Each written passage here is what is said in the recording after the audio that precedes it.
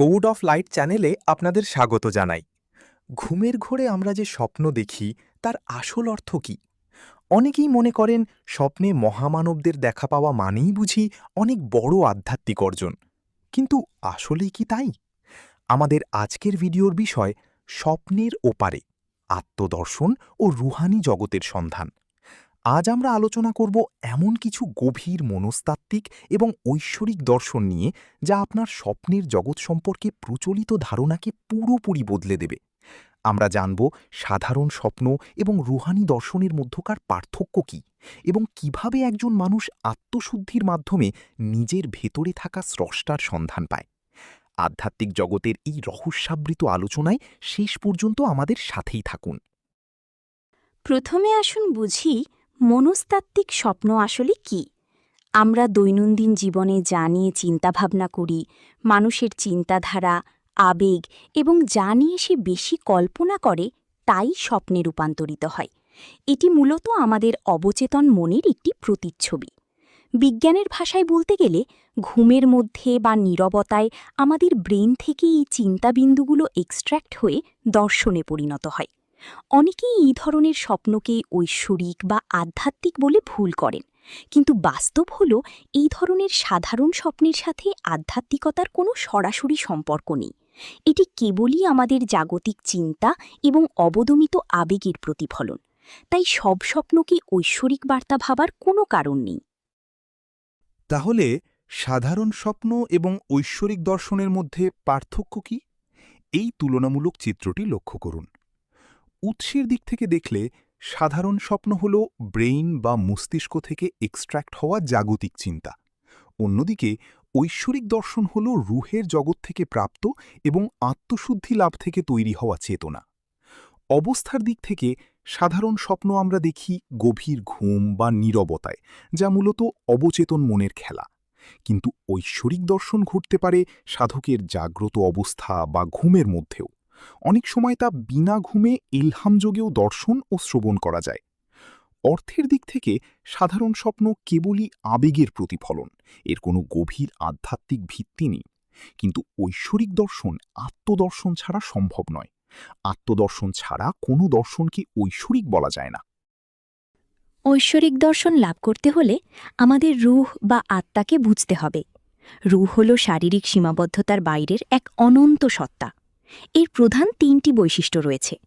প্রথমত, রূহের কখনো ঘুমের প্রয়োজন নেই। রূহ কখনো ঘুমায় না, এটি সদা জাগ্রত। আমরা যখন ঘুমাই তখন কেবল আমাদের শরীর বিশ্রাম নেয়, রূহ নয়। দ্বিতীয়ত, শারীরিক শ্বাস প্রশ্বাসের যে লিমিটেশন মানুষের আছে, রূহের তা নেই। এটি কোনো পার্থিব নিয়মে আবদ্ধ নয়। তৃতীয়ত, রূহের কোনো ব্যস্ততা নেই। জাগতিক কোনো কাজ বা ব্যস্ততা রূহকে আবদ্ধ করতে পারে না।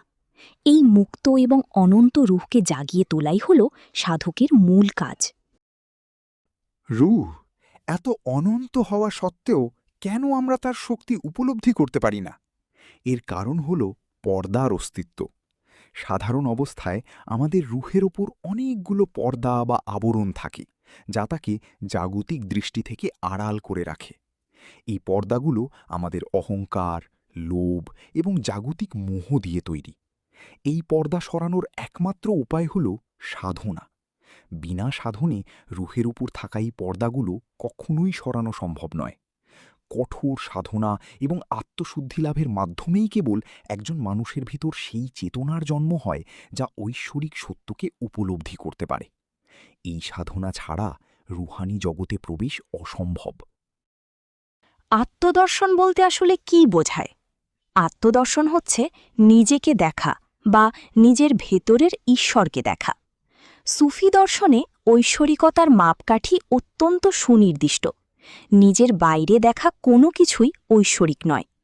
আপনি যদি স্বপ্নে কোনো মহামানব বা নবীকে দেখেন, তবে তা আত্মদর্শন নয়। নবী দর্শন মানে কেবল অতীতের সেই সুরত দেখা নয়, কারণ নবীর সুরত তো কাফেরেরাও দেখেছে। তাই একজন সাধারণ ব্যক্তি আত্মদর্শন ছাড়া কিছু দর্শন করলে তাকে ঐশ্বরিক দর্শন বলা যায় না। প্রকৃত ঐশ্বরিক দর্শন হল যখন সাধক নিজের ভেতরের সত্তাকে চিনতে পারে। নিজের বাইরে যা কিছু আছে তা কেবলই বিভ্রান্তি। সুফি দর্শনে কর্মফল ও পুনর্জন্মের একটি অত্যন্ত সূক্ষ্ম এবং গূঢ় ব্যাখ্যা রয়েছে। রূহ বা আত্মা হচ্ছে অবিনশ্বর। আত্মার কোনো মৃত্যু নেই। আত্মা কেবল ঘুরে ফিরে বিভিন্ন দেহে তার খাসলত বা বৈশিষ্ট্য ও কর্ম নিয়ে আসে। নতুন দেহ নিয়ে রূহ যখন পুনরায় বিচরণ করে তখন তার পিছনের কর্ম নিয়েই আসে। এই কর্মফলের প্রভাব দেখা যায় সাধকের প্রাথমিক দর্শনে। একজন সাধক প্রাথমিক সময়ে যখন স্বপ্নে দেখে যে সে ইমাম মাহাদি অথবা আলী বা শত শত সাধক তাকে সেজদা দিচ্ছে, তা মূলত তার রূহ অতীতে যে কর্ম করেছিল তারই ভালো কর্মফল। এই দর্শনগুলো তার অতীতের প্রতিধ্বনি মাত্র, চূড়ান্ত লক্ষ্য নয়। এই রুহানি যাত্রায় গুরুর ভূমিকা অপরিহার্য।